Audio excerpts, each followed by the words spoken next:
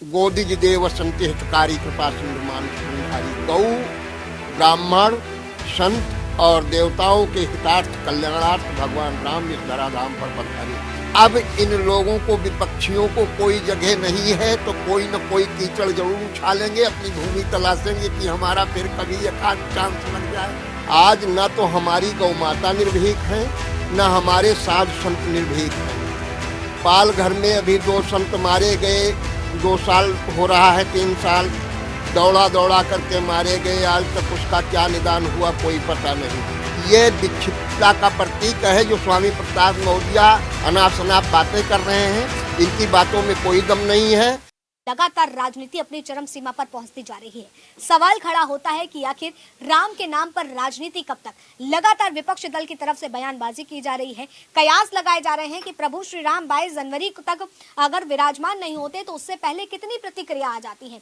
हर कोई अपनी प्रतिक्रिया में तमाम मुद्दों को उठाता है, लेकिन सवाल खड़ा होता है कि लगातार आखिर राम के नाम पर चोट क्यों की जा रही है। इसी को लेकर के आज हमारे साथ महंत समुदाय के लोग बैठे हुए हैं। बजरंग दास जी मौजूद हैं जो राष्ट्रीय गौ संरक्षक के राष्ट्रीय अध्यक्ष हैं। तो आइए सबसे पहले इनसे जानते हैं और कोशिश करते हैं जानने की कि आखिर इन महंत संतों में कितना आक्रोश है, क्योंकि लगातार जब राम के नाम पर चोट हो। महंत जी, आपसे सबसे पहले हम ये जानना चाहेंगे कि लगातार राम के नाम पर चोट क्यों की जाती है हर बार।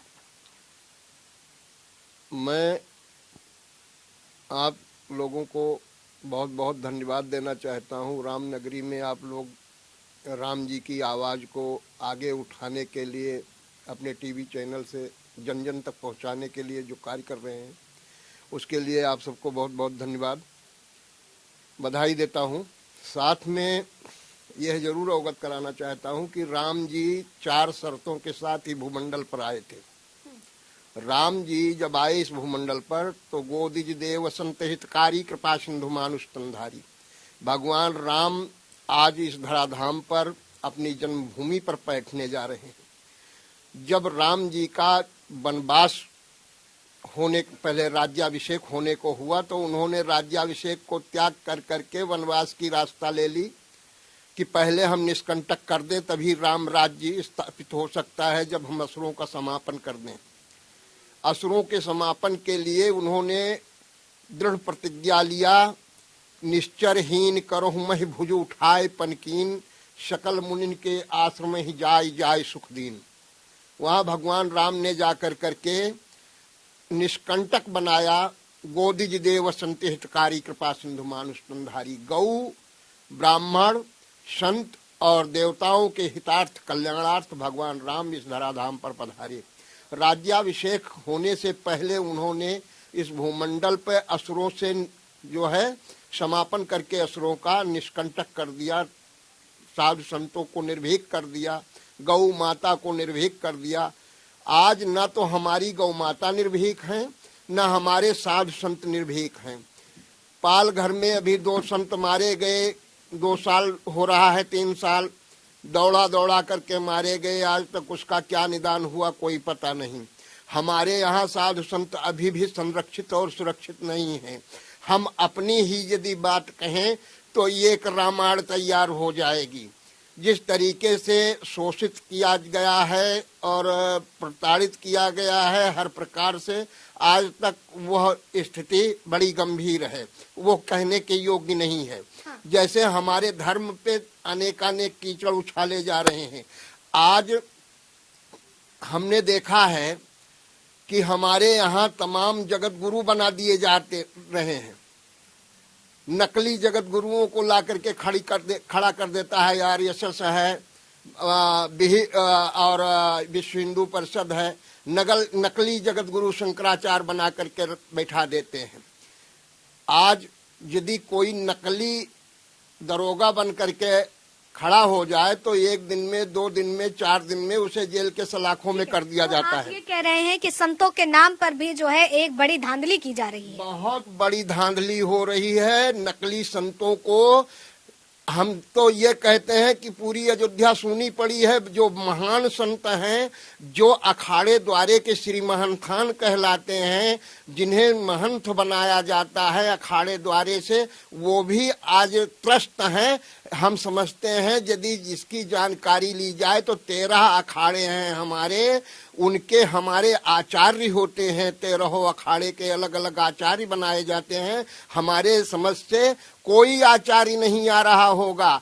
हमारे जगत गुरु चार जगत गुरु शंकराचार्य, जो एक तो पुरी के जगन्नाथपुरी के पीठाधीश्वर, कोई नहीं आ लगातार हम चर्चा कर रहे हैं राम के नाम पर जो वार किए जा रहे हैं, उस पे मैं आना चाहूंगी और वो जानना चाहूंगी आपसे कि राम के नाम पर जो विपक्षी दल लगातार आलोचना कर रहा है, तमाम मुद्दों को उठा रहा है, उसको कैसे देख रहे हैं? मुख्यतः देखिए, हम निष्पक्ष होकर के बात करेंगे। यदि आप राम के नाम की जानकारी लेना चाहेंगे कि विपक्ष जो कीचड़ उछाल रहा है, इन लोगों के लिए कहीं जगह नहीं रह गई है। राम के नाम पे आज पूरा विश्व जय श्री राम का नारा लगा रहा है, भगवा ध्वज फहरा रहा है, हिंदुत्व जग गया है। अब इन लोगों को, विपक्षियों को कोई जगह नहीं है तो कोई न कोई कीचड़ जरूर उछालेंगे, अपनी भूमि तलाशेंगे कि हमारा फिर कभी एक आध चांस लग जाए कहीं। तो किसी को चांस मिलने वाला नहीं है। सब जागृत हो गए हैं। भाजपा निष्कंटक अब कुछ दिनों तक रहेगी। 70 साल यदि जिस तरीके से रही है कांग्रेस, उसी तरीके से अब ये मान करके चलिए 70 साल तो इसको रहना ही रहना है। ये बताइए हमें महंत जी, लगातार ये बात बोली जा रही है, स्वामी प्रसाद मौर्य लगातार वो विवादित बयान देते रहते हैं। अभी उन्होंने हाल ही में बयान ये दिया हुआ है कि मुलायम सिंह सरकार के दौरान कार सेवकों पे जो गोलियां चलाई गई थी वो एक सही फैसला था। कैसे देख रहे हैं आप? वो पागल हो चुके हैं, विक्षिप्त हो चुके हैं। अब बता रहे हैं कि विपक्ष के लिए कहीं कोई भूमि नहीं रह गई, सब अपनी अपनी भूमि तलाश रहे हैं। ये विक्षिप्तता का प्रतीक है जो स्वामी प्रसाद मौर्य अनाप शनाप बातें कर रहे हैं। इनकी बातों में कोई दम नहीं है। ये अपने आप, जैसे सूरज के ऊपर कोई कीचड़ उछाले तो वो कीचड़ अपने आप आकर के अपने सर पे गिरेगा, ठीक उसी प्रकार से स्वामी प्रसाद मौर्य की स्थिति है। स्वामी प्रसाद मौर्य का कोई महत्व नहीं है, कोई धर्माचार्य नहीं है। वो तो रामायण जला रहे हैं, गीता जला रहे हैं, हिंदुत्व पे कीचड़ उछाल रहे हैं, वो सनातनियों को गाली दे रहे हैं। तो एक बौखलाहट है और कोई बात नहीं है। बौखलाहट किस चीज से है? प्रभु श्री राम के नाम से या फिर सत्ता के परिवर्तन से? केवल सत्ता हथियाना चाहते हैं, इसलिए बौखलाहट है। उनकी सत्ता और जो है कुर्सी चली गई है, उस कुर्सी को प्राप्त करने के लिए ये सारी बौखलाहट है और कोई बात नहीं।